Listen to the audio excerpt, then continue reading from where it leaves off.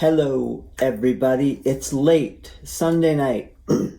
And so, yes, you're probably going to be getting this Monday morning in your inbox, but I wanted to get this done. So tonight I went to a Jason Mraz concert in Fargo with my friend Dawn and had an amazing time. Of course, lots of probable joy, amazing joy. So one of the things I love about Jason Mraz is he talks a lot about community and love and connectedness and how the world could be a better place if we did this and did that. And right, it's all that sort of utopian, in my mind, ideal that I would love the world to be. And, Dawn and I talked a little bit about how, we wondered why people sort of foo-foo that idea. Like, I know people who think, oh, that's just a bunch of liberal nonsense. I've definitely heard that from some of my more right-winged friends, right?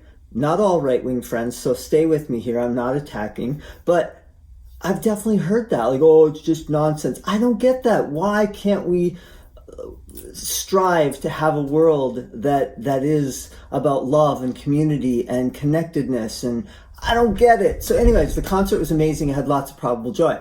But before the concert, we went to dinner together at a restaurant, and then we decided to go to this new hotel downtown Fargo called Jasper Hotel. And we just had a drink in the bar. We sat at the bar, had a drink, and I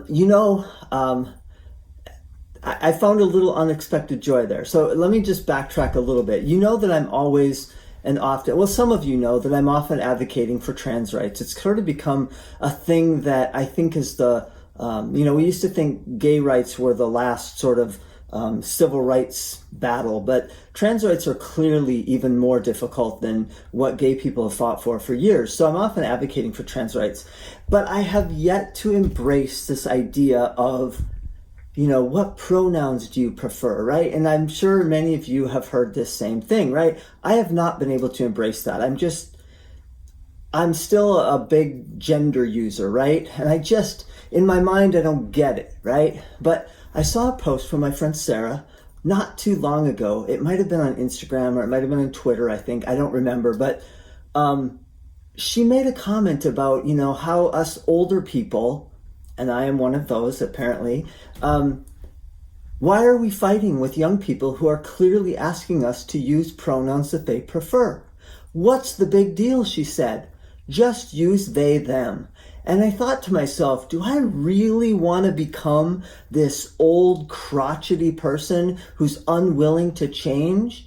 Who cares? It's a pronoun. What is the big deal? So since then, I've really been mindful and trying to think about when I use gender and when I don't need to. As an example, when you walk up to a group of little kids and it's a bunch of boys, do you have to say, hey boys, how you doing? You can, but maybe one of those little boys doesn't quite identify as a boy. So, hey, how you doing? It still works. We can eliminate gender in a lot of places. So I've been really mindful of that lately. Anyways, I'm rambling. So thank you, Sarah, for that that tweet or whatever it was on Instagram. I am so grateful that you put that out there for me to learn something. But so tonight, you might think this is silly, but hang in there. If I'm losing you, please hang in there.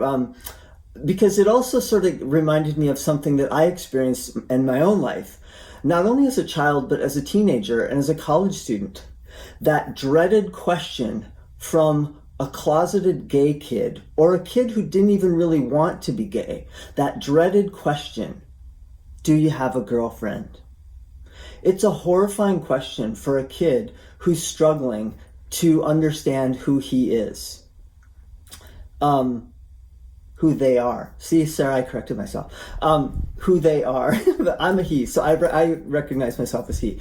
It's a terrible question. I still have family members. I have little kids in my family, and they're often saying, oh, do you have a girlfriend? Do you have a girlfriend? Oh, you like her, don't you? How do we know this boy likes girls? He may not. We have girls in our family. Do you have a boyfriend? And they're constantly teasing, and it drives me crazy because it was one of the most horrifying parts of being a kid and being a teenager who was questioning and an adult in college questioning.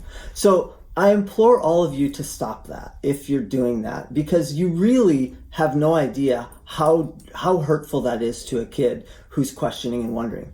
But anyway, I'll get off my soapbox. Here was my joy. I'm at the Jasper Hotel, and before we left, I thought I'm going to use the bathroom before we go to the concert. And as I walked back in the hotel to this little area where it said restrooms, you walked back there, and there was just a slew of doors, all marked restroom. That's it. Everybody got their own little tiny restroom. There was no boys, there was no girls, there was no men, there was no ladies. And I was like, progress! I love this. The Jasper is a new hotel and they have done it right. So people who may to you and me look like someone who's maybe not a woman or not a man and they're transitioning, they don't have to be uncomfortable. And how does that hurt any of us? To me, that was joy. It's joy that the world is making progress, and I am so excited to see that here in Little Fargo, North Dakota. So it seems crazy, but that was my joy for today. And I'm sorry for being so long-winded. I thought this was going to be really short, but I hope you hung in there with me, and I hope you have an amazing, wonderful week. Love.